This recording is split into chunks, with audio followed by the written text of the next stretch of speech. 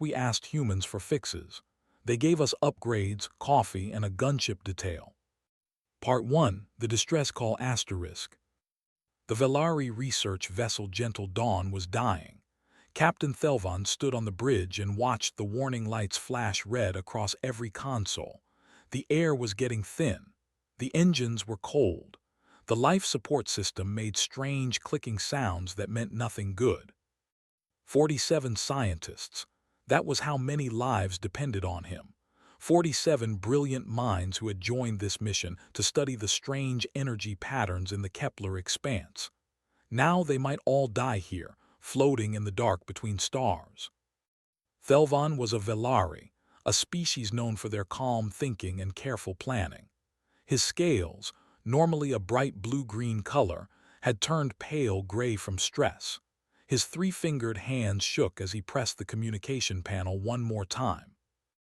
"This is the Velari research vessel Gentle Dawn," he said into the microphone. His voice was tired. He had sent this message many times already. "We have experienced critical system failures. Our engine core is damaged. Life support is failing. We request immediate assistance from any vessel in range. Please respond." The static hissed back at him, "Nothing." His second officer, a young female named Velsara, looked at him with fear in her large silver eyes. "Captain, at current oxygen consumption rates, we have approximately 6 hours remaining." 6 hours. Thelvan closed his eyes. He had already contacted Velari Command. The nearest rescue ship was 18 hours away. They would arrive to find only bodies. Then the communication panel crackled. "Velari vessel Gentle Dawn, this is the human frigate Inchin Rising. We received your distress signal. We are changing course to your position now. Estimated arrival time is 43 minutes. Hold tight." Thelvan felt his heart's beat faster. Humans. He had heard of them, of course.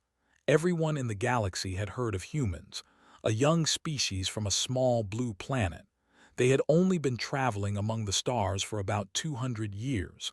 The Velari had been doing it for 6,000. But beggars could not choose. Thelvan pressed the response button. "Inchin Rising, we are grateful for your response. We require a tow to the nearest station. Our systems are beyond repair." There was a pause. Then a female voice came through and Thelvan could swear he heard amusement in it.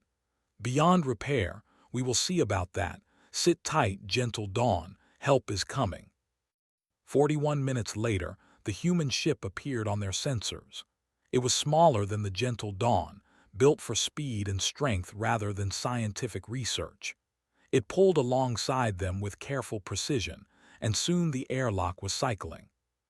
The first human through the door was a woman of medium height with black hair pulled back in a practical style.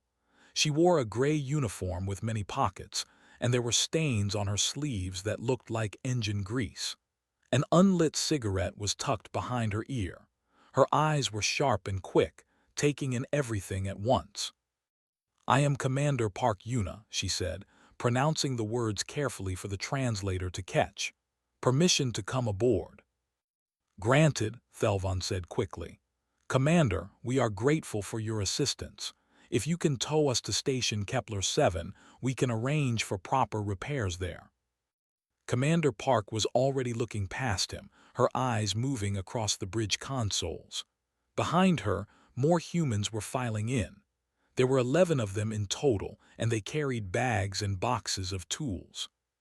"Tow you," Park said. She walked to one of the consoles and looked at the readings. "What happened to your engine core?" "A cascade failure in the primary coolant system. It caused a rupture in the containment field. The core is offline and cannot be restarted." Park nodded slowly. "Han Dowen," she called over her shoulder, "come look at this." A tall man with broad shoulders stepped forward. He had a kind face and hands that were rough from work. He looked at the console readings for about 10 seconds. Then he started laughing. Thelvan felt his scales flush with embarrassment. Was the human mocking their technology? The Velari were an advanced civilization. Their ships were the product of thousands of years of development. But Han Doan was not laughing with cruelty. He was laughing with delight, like a child who had found a new toy. "Commander, look at this. They use a split-phase coolant system.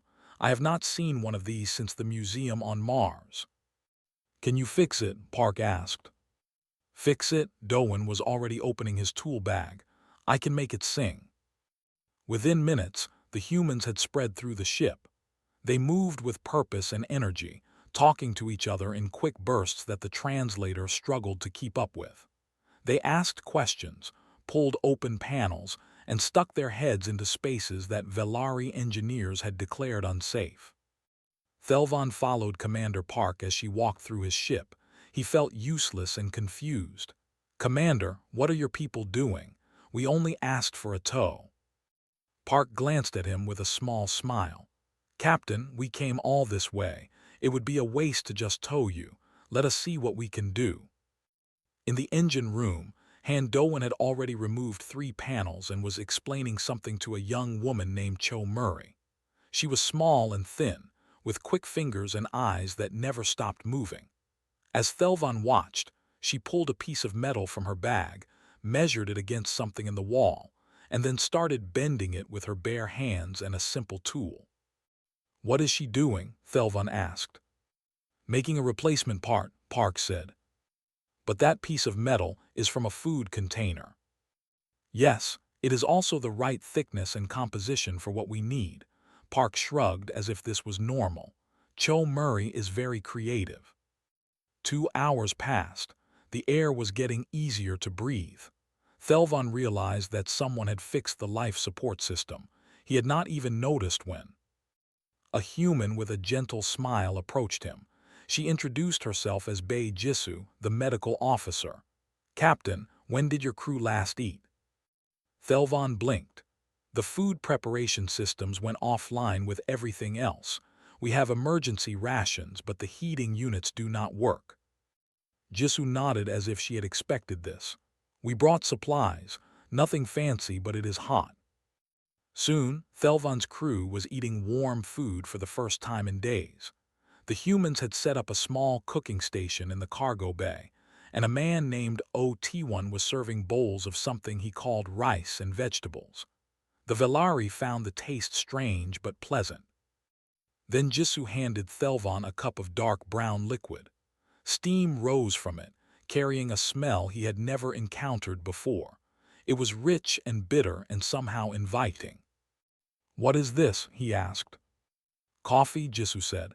"It is a human drink, very important to us. Try it." Thelvan took a small sip. The taste was strong and complex. It made his thoughts feel clearer somehow. "This is interesting." Jisoo smiled. "You will get used to it, most species do." 4 hours after the humans had arrived, Chief Engineer Han Doan called everyone to the bridge. He was covered in grease and sweat, but he was grinning broadly. "Ready for a test," he announced. Thelvan watched in disbelief as Doan pressed a sequence of buttons. The gentle dawn shuddered. Then, with a sound like a giant taking a breath, the engines came online. Not just online. The readings were better than they had been when the ship left the Velari shipyard. "How is this possible?" Thelvan whispered. Doan pointed at the readings. "Your coolant system was fighting against itself. The design is very old. We fixed the flow patterns and added a bypass for the pressure buildup. Also, we replaced the containment field generators with something more efficient." "Where did you get containment field generators?" Doan exchanged a look with Cho Murray. "We made them." Thelvan stared at the humans. They had walked onto his dying ship and brought it back to life in 4 hours, using scrap metal and spare parts from their own vessel. They had not asked for payment. They had not demanded anything in return. They had simply done it because they could. Commander Park walked up to him. The unlit cigarette was still behind her ear. She looked tired but satisfied. "Your ship should run well now," she said. "We also fixed your water recycler and upgraded your sensor array. Oh, and Cho Murray improved your navigation computer. It was running an algorithm that was about 2,000 years out of date." Thelvan did not know what to say. We only asked for basic repairs. Park smiled at him. It was a kind smile, the smile of someone who genuinely enjoyed helping others. Captain, my people do not do basic. It is not in our nature. When we see a problem, we fix it. When we see something that could be better, we make it better. That is just how we are. She reached into her pocket and pulled out a small bag. Here, coffee beans. You will need them, trust me. Thelvan took the bag. He looked at his ship, humming with power and life. He looked at his crew, eating warm food and talking with the humans. He looked at the cup of coffee still in his other hand. Something had changed. He was not sure what, but he knew that this strange encounter with the humans from the Incheon Rising was only the beginning of something much larger. Thank you, he said finally. Thank you for everything. Park nodded and headed for the airlock. Her crew followed, their work complete. At the door, she turned back one last time. If you ever need help again, just call. We will be around. Then they were gone, their small frigate pulling away into the stars. Thelvan watched it go, the bag of coffee beans clutched in his hand like a precious treasure. He did not know it yet, but the story he would tell about this day would change the galaxy forever. We asked humans for fixes. They gave us upgrades, coffee, and a gunship detail. Part 2, The Negotiation. The story of the Gentle Dawn spread faster than light itself. Within 3 galactic cycles, every species in the compact had heard some version of what the humans had done. A dying ship, a crew facing death, and then the humans arrived and fixed everything in 4 hours using scrap metal and determination. Some believed it was exaggeration. Others thought it was propaganda. But Captain Thelvan told the same story to everyone who asked, and his ship stood as proof. The Gentle Dawn ran better than any other research vessel in the Velari fleet. Its systems hummed with efficiency that Velari engineers could not explain. The Velari High Council held many meetings about this. They were a careful species who did not make quick decisions, but the facts were clear. Their fleet was old. Their ships were breaking down. And here was evidence that humans could fix problems the Velari could not. So they sent Ambassador Kethros to Earth. Kethros was an experienced diplomat. He had negotiated treaties with 17 different species. He knew how these things worked. First, there would be formal greetings, then weeks of preliminary discussions, then months of actual negotiation. Major agreements took years to complete. He prepared himself for a long stay on the human orbital station. He brought formal robes for every occasion. He studied human customs and protocols. He practiced their greeting gestures until they felt natural. The human station was called Gateway. It orbited their blue and green homeworld like a metal moon. Kethros had to admit it was impressive. The humans had built it in only 50 years, and it housed nearly 1 million people. When his shuttle docked, he expected a formal delegation. Flags, perhaps, ceremonial guards, important officials in important clothing. Instead, he was met by one man in a rumpled jacket. Ambassador Kethros, the man said, extending his hand in the human greeting style. I am Lee Sunho, I handle stuff. Welcome to Gateway. Kethros shook the hand carefully. Handle stuff. What is your official title? That is my official title, Sunho smiled. He had a friendly face with laugh lines around his eyes. Well, technically it is Special Coordinator for Interspecies Relations, but that takes too long to say. Come, let us talk. Are you hungry, thirsty? We have excellent food in the diplomatic section. Kethros followed the human through the station. He noticed that Sunho did not walk like a diplomat. He walked like a person who had many places to be and not enough time to reach them all. They settled in a comfortable room with large windows that looked down at Earth. Sunho ordered tea for himself and asked Kethros what he preferred. When Kethros admitted he did not know human beverages, Sunho ordered something called green tea, explaining it was mild and pleasant. So, Sunho said, leaning back in his chair, The Velari High Council wants human engineering assistance for their fleet. Tell me what you need. Kethros was surprised by how direct this was. You do not wish to begin with formal introductions, exchange of credentials, preliminary statements of intent. Sunho waved his hand. We can do all that if you want, but it seems like you have ships that need fixing. We have people who like fixing ships. Why not just talk about that? This was not how diplomacy worked, but Kethros found himself adapting. Perhaps directness was a human custom. Very well. The Velari fleet consists of 3,412 vessels. Many are experiencing system failures similar to what the Gentle Dawn suffered. We request human engineering teams to assist with repairs. Sunho nodded slowly. He did not seem surprised by the number.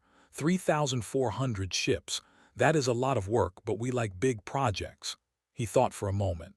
We can have teams ready in about 2 weeks. How many ships can your stations accommodate at once for maintenance? Kethros felt off balance. 2 weeks for an operation of this size. Perhaps we should discuss terms first. What does Earth require in exchange for this assistance? Right, terms. Sunho pulled out a small device and looked at it. Let me see. We will need housing for our crews on your stations, access to your technical databases so we can study your systems, transportation between sites, food that our people can eat. He paused. And coffee. We will need a lot of coffee. Kethros waited for more. When nothing came, he said, that is all. What else would we need? Territorial concessions, mining rights, exclusive trade agreements, military alliance provisions. These were the things that major powers always demanded. The Velari had expected to give up much for human assistance. Sunho looked genuinely puzzled. Why would we want territory in Velari space? We have more territory than we can use already, and trade agreements, he shrugged. Our merchants will figure that out. They always do. We do not need to put it in official documents. But surely, there must be something of greater value that you want. Sunho thought about this. Actually, yes. My wife really likes those glowing fruits from your homeworld, the ones that taste like what you call sweet rain. If you could include some of those in regular shipments, I would be very grateful. Kethros stared at the human. He could not tell if this was some kind of negotiation trick, but Sunho's face was open and honest. He really was asking for nothing more than coffee and fruit. I do not understand, Kethros admitted. Earth could demand much more. Your technology is clearly valuable. Why give it away for so little? Sunho set down his teacup. For a moment his friendly expression became something deeper, more serious. Ambassador, let me tell you something about humans. We spent most of our history fighting each other. Wars over land, wars over resources, wars over ideas. We nearly destroyed ourselves several times. He looked out the window at the blue planet below. When we finally reached the stars, we decided to do things differently. We had learned, you see, fighting gets you power, but it does not make you friends. And in the long run, friends are more valuable than power.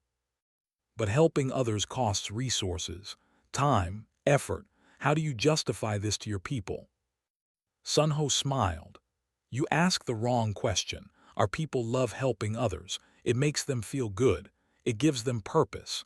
Have you seen how happy our engineers are when they solve a difficult problem? They would do it for free if we let them. The negotiations continued for 2 more hours, but they were not really negotiations. They were planning sessions. Sunho asked practical questions about Velari ship designs. Kethros answered as best he could. They discussed schedules and logistics. By the end, they had a complete agreement. Human engineering teams would begin arriving in Velari space within 2 weeks. They would repair and upgrade every ship that needed help. In exchange, the Velari would provide housing, food, transportation, coffee, and glowing fruits. Kethros signed the document in 40 minutes, the fastest major treaty in Velari history. One more thing, Sunho said as they were finishing. Our engineering crews tend to go beyond what is asked.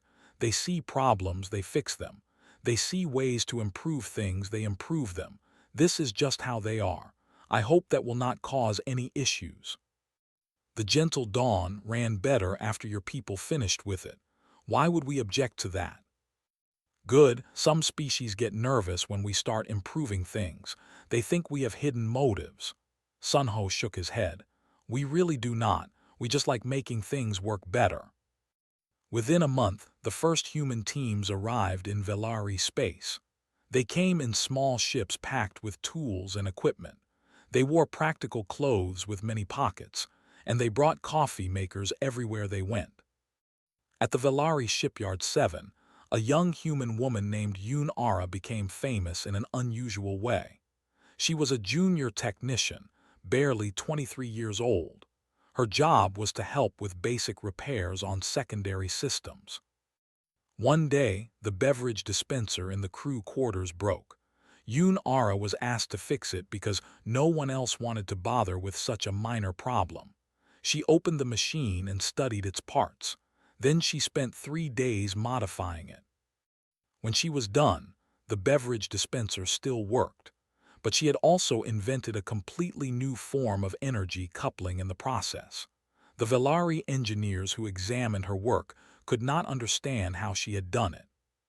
The principles are the same, Yoon Ara explained with a shrug. Fluid moving through tubes, energy moving through wires, you just have to see the connections. Within 6 months, her energy coupling design was being installed in ships across the Velari fleet. Power systems became 30% more efficient. The Velari named it the Ara coupling in her honor. Yoon Ara found this very embarrassing. She had just been trying to fix a drink machine. But this was how humans worked. They saw problems and fixed them. They saw connections that others missed. They made things better because they could not help themselves. And everywhere they went, they brought coffee. The Velari scientists were puzzled by this drink at first. It was bitter and strange, but humans drank it constantly and they seemed happier and more focused afterward. Soon, Velari crew members were drinking it too, then the officers, then the shipyard workers. Within a year, coffee had become the second most popular drink in Velari space. Ambassador Kethros wrote a report for the High Council. He tried to explain what he had learned about humans. They were not motivated by conquest or greed. They did not seek power over others. They simply wanted to help, to fix, to improve. It was a strange philosophy for a species so young and so capable, but it worked. The Velari fleet was becoming stronger every day, and humans were making friends faster than any species in galactic history. At the end of his report, Kethros added a personal note. I recommend that we always keep a supply of their coffee available. It seems to be important to them. Also, I have started drinking it myself. It is quite good once you get used to it. The High Council approved all of his recommendations. The partnership between Velari and humans grew stronger, and neither species knew it yet, but this was just the beginning of something that would change the entire galaxy. We asked humans for fixes. They gave us upgrades, coffee, and a gunship detail. Part 3. The Incident. The Kravik Dominion had watched the changes in Velari space with growing anger. For 300 years, the Kravik had been the most powerful military force in the sector. Their warships were feared. Their warriors were legendary. No one challenged the Dominion. But now something was wrong. Velari ships, which had always been slow and weak, were suddenly performing better. Their shields were stronger. Their weapons were more accurate. In simulated combat exercises, Kravik commanders found that victory was no longer guaranteed. War leader Grathnak demanded answers. His intelligence officers investigated. They found the same thing everywhere they looked. Humans. Human engineers on Velari stations. Human modifications in Velari ships. Human technology spreading through Velari space like a disease. Grathnak was a large being covered in thick gray scales. He had fought in 37 battles and won them all. He did not understand diplomacy or patience. He understood only strength. "These humans make the Velari stronger," he growled at his council. "Soon they will make others stronger too. We must stop this before it goes further." His advisors were nervous. The humans were strange. No one knew what they could really do, but Grathnak was not afraid. He had never been afraid of anything. "We will send a message," he decided. "We will capture their engineers. We will take their technology.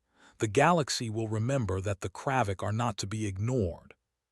He assembled a battle group of 12 warships, 12 of his finest vessels with his best crews. They would intercept a Velari convoy in neutral space. They would take what they wanted, and if anyone objected, they would destroy them. The convoy they chose was carrying supplies between 2 Velari research stations. There were 6 Velari transport ships, 2 escort cruisers, and 1 small human vessel called the Busan Spirit. The Busan Spirit was not a warship. It was a supply and support vessel. It carried engineering equipment, spare parts, and 32 humans. Most of them were engineers and technicians. There was also one cook named OT1 who was known for complaining about everything. When the Kravik battle group appeared, the Velari convoy commander felt his blood turn cold. 12 warships, against his 2 cruisers. There was no possibility of victory. "Velari convoy," the Kravik commander's voice came through the speakers. "You are carrying human technology and human personnel. By order of the Kravik Dominion, you will surrender both. Power down your engines and prepare to be boarded." The convoy commander looked at his options. He had none. "What should I do?" he asked his officers. On the Busan Spirit, the humans had heard the transmission too. Chief Technician Kwon Yoonji was a woman in her 40s with gray streaks in her black hair. She had been an engineer for 20 years, and she had never been in a combat situation before. "Well," she said to her crew, "this is interesting." "Interesting?" OT1 the cook crossed his arms. "They want to capture us. That is not interesting. That is bad." "Did they say please?" Yoonji asked. "What?" "Never mind." Yoonji walked to the communication console. She opened a private channel to the Velari convoy commander. "Commander, this is the Busan Spirit. Do not power down your engines. Keep moving toward the jump point." The Velari commander was confused. "Chief Technician, they have 12 warships. We cannot escape." "You cannot escape yet," Yoonji corrected. "Give me 22 minutes." Then she opened another channel. This one reached across 3 star systems to the Velari cruiser Bright Hope, where Commander Park Yuna was supervising engine upgrades. "Commander," Yoonji said calmly, "we have a situation." Park listened to the details. Her expression did not change. When Yoonji finished, Park nodded once. "Stay calm, keep moving, we are coming." She closed the channel and turned to her crew. "Everyone back to the Incheon Rising, now." The humans moved fast. Within 5 minutes, they had gathered their equipment and returned to their frigate. Park was already on the bridge, her fingers flying across the controls. "Commander," her navigator said, "the Kepler Expanse is 3 systems away. At maximum speed, we could reach them in 40 minutes. "That is too long," Park said. "Use the shortcut." The navigator went pale. "Commander, the shortcut is not approved. The calculations are still theoretical. We could end up inside a star." "Then do not end up inside a star." Park looked at him with complete confidence. "I trust your calculations, Lieutenant Kim Ha-jun." Kim Ha-jun swallowed hard. He had been working on the shortcut for 2 years. It was a way to fold space that cut travel time by more than half, but it had never been tested. "Yes, Commander," he said. The Incheon Rising jumped. The universe twisted around them. Every sensor screamed warnings. And then, suddenly, they were stable again. The Kepler Expanse was on their screens. Travel time, 19 minutes. Behind them, 3 more ships followed through the fold. The Sejong the Great, the Gwangido, the Admiral Yi, 4 of Earth's newest gunships, armed with weapons that the galaxy had never seen. In the Kepler expanse, the Kravik commander was growing impatient. The Velari convoy was still moving, refusing to surrender. He considered firing a warning shot. Then his sensors detected something impossible. 4 ships dropping out of hyperspace directly between his fleet and the convoy. 4 ships that had arrived far faster than any known travel method allowed. "This is Commander Park Yuna of the human vessel Incheon Rising," a calm female voice said over open channels. "Good afternoon. I understand there has been a misunderstanding about our people." The Kravik commander recovered from his surprise. "Human vessel, this is a Dominion matter. You will leave this space immediately or face the consequences." "I am afraid I cannot do that. You see, those are our engineers on that supply ship. We are very attached to our engineers." "You have 4 ships, I have 12. Do the math, human." Park's voice remained pleasant. "I did the math. The math says you should leave." On the bridge of the Incheon Rising, Lieutenant Kang Ji-hun sat at the weapons console.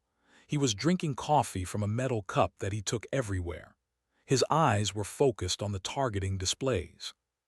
"Commander," he said quietly, "I have solutions on all 12 targets, ready on your order." "Not yet," Park replied. "Let us give them a chance." The Kravik commander was laughing now. "Human, your confidence is amusing. But the Kravik Dominion does not flee from inferior forces. Surrender now and I might let you live." Park sighed. "Lieutenant Kang, please show them what happens when they target our friends." Kang Ji-hun pressed a button. The Incheon Rising fired once, just once, a beam of energy that moved too fast to track. It passed within 10 meters of the Kravik flagship, close enough to scrape the paint from its hull. Every alarm on the Kravik ship went off at once. The shields had not even registered the shot. It had passed through them like they were not there. "That was a warning," Park said. "The next one will not be." The Kravik commander stared at his sensors. The readings made no sense. The human weapon had ignored his shields completely. If it had hit his ship, they would all be dead. "What technology is this?" he demanded. "The kind you get when you make friends instead of enemies," Park replied. "Now I am going to make this very simple. You can leave and we can all pretend this never happened. Or you can stay and my weapons officer will finish his coffee." In the background, Kang Ji-hun's voice was audible. "It is a really good cup, Commander. I would hate to be interrupted." The Kravik commander looked at his 12 ships. He looked at the 4 human vessels. He thought about what that single shot had done. Then he thought about what 12 shots could do. For the first time in his career, he felt something he did not recognize: fear. "All ships withdraw," he ordered. His voice was rough. "This is not over, humans." "It can be over whenever you want it to be," Park replied. "We did not come here looking for a fight. We came to protect our people. If you do not threaten our people, we will not threaten you. It is really that simple." The Kravik fleet jumped away. The space where they had been was empty. On the Velari convoy, the commander stared at his screens in disbelief. They left. The Kravik left." Yoonji's voice came through the speakers, sounding amused. "Yes, they did. Commander Park can be very persuasive." The Incheon Rising pulled alongside the Busan Spirit. Park's face appeared on the screen. She still looked calm, as if she had not just faced down 12 warships with only 4. "Is everyone all right?" she asked. "We are fine," Yoonji replied. "Though OT1 might need some calming tea. He was very stressed." "I was not stressed," the cook shouted from somewhere behind her. "I was concerned. There is a difference." Park smiled. "Well, the excitement is over. Let us escort you to your destination. And someone make sure Lieutenant Kang gets a fresh cup of coffee. He earned it." The convoy resumed its journey. 4 human gunships surrounded it like protective guardians. No one bothered them for the rest of the trip. News of the incident spread quickly. The Kravik had confronted humans. The Kravik had threatened human personnel, and the Kravik had retreated without firing a shot. The galaxy took notice. These helpful engineers, these friendly fixers, these coffee-drinking humans, they were not soft. They were not weak. They had weapons that could ignore shields and ships that could cross star systems in minutes. And they protected their friends. In the great halls of the Kravik Dominion, War Leader Grathnak listened to his commander's report. His gray scales darkened with anger, but also with something else. Respect, perhaps, or caution. "We underestimated them," he said finally. "We will not make that mistake again." He was right. The Kravik would never threaten a human ship again. And slowly, reluctantly, even they began to wonder if perhaps the humans knew something about power that the Kravik did not. Because power was not just about weapons. It was about who stood beside you when the fighting started. And humans, it seemed, stood beside everyone who needed them. Even if it meant facing down 12 warships with only 4. Especially then. We asked humans for fixes. They gave us upgrades, coffee, and a gunship detail. Part 4, The Alliance. After the Kravik incident, everything changed. Species that had never spoken to humans before began sending messages. Governments that had ignored Earth for centuries suddenly wanted meetings. Everyone had the same question: what exactly were the humans offering? The answer, they learned, was everything and nothing. Shin Boyoung became Earth's galactic liaison 6 months after the standoff in the Kepler expanse.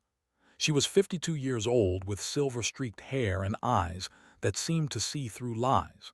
Her office on Luna Station quickly became the busiest diplomatic center in human space. In 1 month alone, she hosted delegations from 17 different species. They came with requests that ranged from simple to impossible, and somehow, the humans found ways to help them all. The Threll were the first to arrive after the Velari. They were crystalline beings who communicated through harmonic vibrations. Their homeworld was slowly losing its atmosphere due to failing processor systems. Their engineers had tried everything. Nothing worked. Boyoung listened to their request. Then she called the engineering department. "How hard is an atmospheric processor?" she asked. "Depends on the design," answered Chief Engineer Beek Woojin. "Send me the specifications. We will take a look." 3 weeks later, a team of human engineers arrived on the Threll homeworld. They studied the processors. They asked questions. They took measurements. Then they fixed everything in 9 days. But they did not just fix the problems. They tripled the efficiency of the entire system. They installed backup systems that the Threll had not known were possible. They taught local technicians how to maintain everything. And before they left, they gave the Threll a detailed plan for orbital defense platforms. "Just in case," said team leader Siohana with a shrug. "You never know when you might need them." The Threll ambassador visited Boyoung afterward. The crystalline being's harmonics sounded confused. "We asked only for assistance with atmospheric processors," the ambassador said. Boyoung nodded understandingly. And your engineers fixed them, improved them, trained our people, and prepared our defenses. We did not ask for any of this." "Standard procedure," Boyoung said. The ambassador vibrated with confusion. There was also a coffee machine. "That is non-negotiable." The pattern repeated across the galaxy. Every species that asked humans for help received more than they expected. The Marseni needed help with their power grid. Humans fixed the grid and redesigned their entire energy distribution network. The Kelori asked for assistance with medical equipment. Humans fixed the equipment and invented 3 new diagnostic tools in the process. Even the Urani, a species that had not accepted outside assistance in 3,000 years, quietly requested help with their communication arrays. The Urani were mysterious beings who lived in deep space stations far from any star. They were extremely private and rarely spoke to other species. But their communication systems were failing, and they had no choice but to ask for help. The human team that arrived consisted of only 5 people. Their leader was a young man named Im Sungmin who specialized in communication technology. He was quiet and patient, 2 qualities that the Urani appreciated. Within 2 weeks, Sungmin had learned their language. The Urani were amazed. Their language was considered one of the most difficult in the galaxy. Most translators could not handle it. "How did you do this?" they asked him. Sungmin smiled shyly. "I like languages. Yours is beautiful. The way meanings change based on rhythm and timing. It is like music." This was the right thing to say. The Urani valued beauty in communication. Suddenly, this quiet human was not just a technician. He was someone who understood them. The communication arrays were fixed in 3 weeks, but Sungmin stayed for 3 months, teaching the Urani about human culture and learning more about theirs. He introduced them to Earth music. The Urani fell in love with jazz. There was something about the improvised rhythms and unexpected harmonies that spoke to them. Within a year, jazz recordings were among the most valued items in Urani trading networks. Human musicians who visited their stations were treated like honored guests.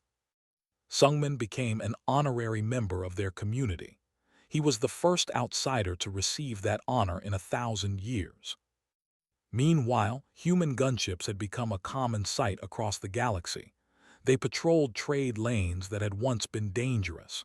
They responded to distress calls from any species. They asked for nothing in return except coffee and good conversation. The Velari called them guardian shadows. The Threll called them silent protectors. Other species had other names, but everyone knew what they meant. If you were in trouble, the humans would come. Boyoung tried to explain this philosophy to a puzzled assembly of ambassadors one day. Representatives from 40 different species had gathered to understand human motives. They could not believe that any civilization would give so much for so little. "We do not want an empire," Boyoung told them. "Empires are exhausting. They require constant military presence, administrative oversight, political management. All that energy spent on control could be spent on creation instead." "But what do you gain?" asked the Marsani ambassador. "Every great power in history has sought expansion, resources, territory, influence." "We gain friends," Boyoung said simply. "Friends who remember that we helped them, friends who might help us someday, friends who make the universe less lonely." "This seems naive," said another ambassador. "Does it?" Boyoung smiled. "Look around this room, 40 species, 40 civilizations that once had nothing to do with each other. Now you all have one thing in common. You are all friends with humans." She let that sink in. "And because you are friends with us, you have started talking to each other, trading with each other, helping each other. We did not create an empire. We created a community." The room was silent. Slowly, the ambassadors began to understand. The humans were not conquering the galaxy. They were connecting it. One repaired ship at a time. One fixed processor at a time. One cup of coffee at a time. A year after the assembly, the galaxy looked very different. Trade routes that had been dangerous for centuries were now safe. Species that had never cooperated were sharing technology. Old conflicts were being resolved through negotiation instead of war.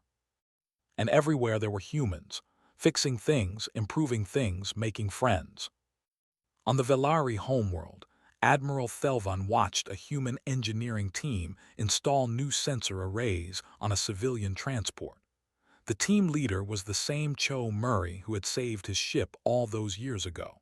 She had grown older but no less energetic. "You could rule the galaxy," Thelvan said to her. "Your technology is superior. Your military is unmatched. Why do you not simply take what you want?" Cho Murray looked at him with genuine confusion. "Why would we want to rule? That sounds terrible. All those meetings, all that bureaucracy, all those people angry at you for making decisions they do not like." "But power Power is overrated. Murray tightened a bolt and stepped back to examine her work. You know what is not overrated? Fixing something that was broken, seeing it work again, knowing that someone's life is better because of what you did. She turned to face him fully. Admiral, I do not want to rule your people. I want to fix your ships and drink coffee and maybe play cards with your engineers after work. That is a good life, a happy life. Why would I trade that for an empire? Thelvan had no answer. That night, he sat in his quarters and thought about everything he had seen. The humans who had saved his ship, the humans who had upgraded the Velari fleet, the humans who had faced down the Kravik, the humans who had connected dozens of species into something like a family. They were the strangest beings he had ever encountered, and the most wonderful. He poured himself a cup of coffee. He had grown to love the drink. It reminded him of the day his life had changed. Outside his window, the stars shone bright. Somewhere out there, human ships were helping someone, fixing something, making the galaxy a little bit better. Thelvan smiled and raised his cup to the stars. To humans, he said quietly, may they never change. We asked humans for fixes. They gave us upgrades, coffee, and a gunship detail. Part 5, The New Normal Asterisk. 5 years had passed since the gentle dawn first sent its distress signal. 5 years since a human frigate answered and changed everything. The galaxy was not the same place it had been. Admiral Thelvan stood on the bridge of his ship, but he barely recognized it. The gentle dawn had been rebuilt so many times that almost nothing of the original vessel remained. Human modifications had made it one of the most capable research ships in the galaxy. Its sensors could detect things that should have been invisible. Its engines could cross distances that should have taken months. Beside him stood Commander Park Yuna. She was older now, with more gray in her hair and deeper lines around her eyes. But the unlit cigarette was still tucked behind her ear, and her eyes were still sharp and quick. It is strange, Thelvan said quietly. When I sent that distress call, I expected to die. Park nodded. She had heard this story many times, but she always listened. At best, I hoped for a tow to the nearest station, a few more weeks of life before my crew scattered to find other work. Thelvan touched the console in front of him. It hummed with power. Instead, you saved my crew, upgraded my ship, and somehow changed the course of galactic history. That was not just me, Park said. That was all of us. Yes, all of you. Thelvan turned to look at her. Why? Why do humans do this? You could have demanded anything. You could have built an empire that would have lasted 1,000 years.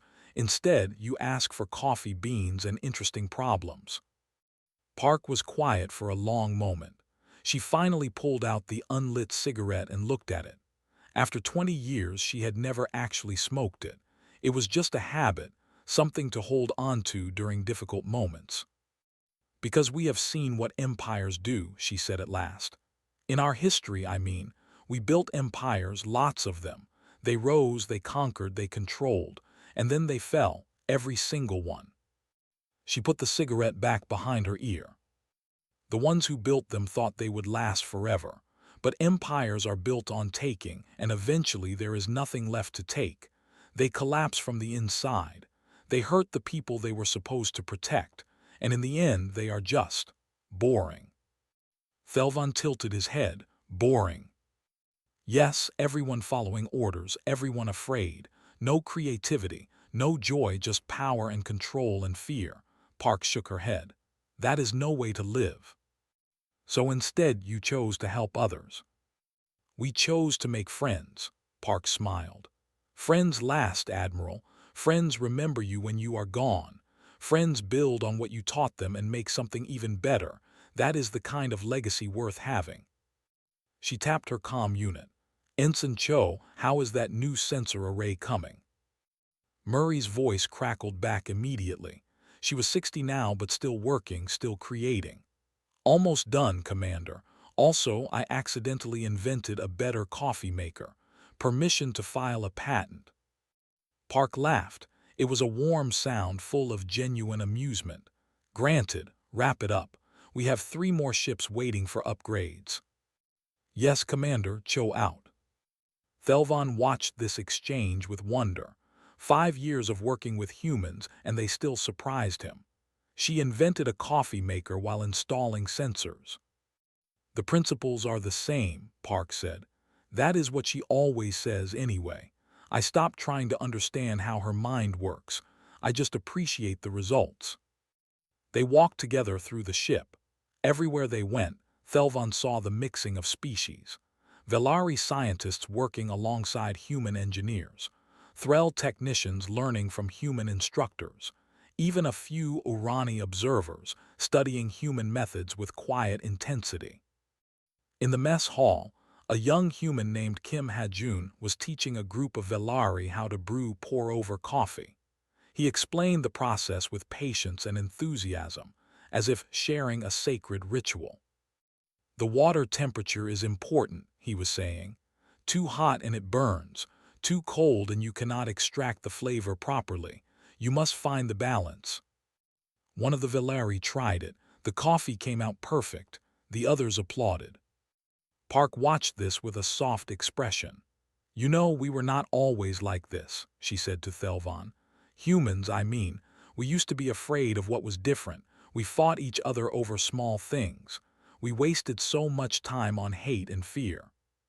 What changed? We grew up, Park shrugged. We reached the stars and realized how small we really were. All those things we fought about on our little planet. They seemed so pointless when we saw how big the universe was. We decided to be better. And the helping, the fixing, the coffee. That came naturally. Once we stopped fighting, we had to figure out what to do with all that energy. Turns out, we really like making things work. We like solving problems. We like seeing other beings happy because of something we did. Thelvan was quiet for a moment. Then he said, I have been drinking coffee for 5 years now. I know, you drink more of it than most humans. I did not like it at first. It was bitter and strange, but I kept drinking it because it reminded me of the day you saved my ship. And then, slowly, I started to enjoy it, not just for the memories, for the taste itself. Park looked at him with interest. Why are you telling me this? Because I think that is what you do to species. Thelvan gestured around at the mixed crew at the transformed ship at the galaxy beyond the windows. At first, your help is strange, unexpected. We accept it because we have no choice. But then we learn to appreciate it, to enjoy it, to need it. That sounds like a complaint. It is not. Thelvan made the Velari expression that meant a smile. It is gratitude. You have made us dependent on something wonderful, on friendship, on cooperation, on the idea that the universe can be better if we work together. He paused. You have made us addicted to hope. Park was quiet. Then she laughed again, but this time it was softer, touched. Admiral, that might be the nicest thing anyone has ever said to me. It is the truth. They stood together on the bridge, looking out at the stars. Ships passed by outside, Velari and human and Threll and others, all working together, all connected.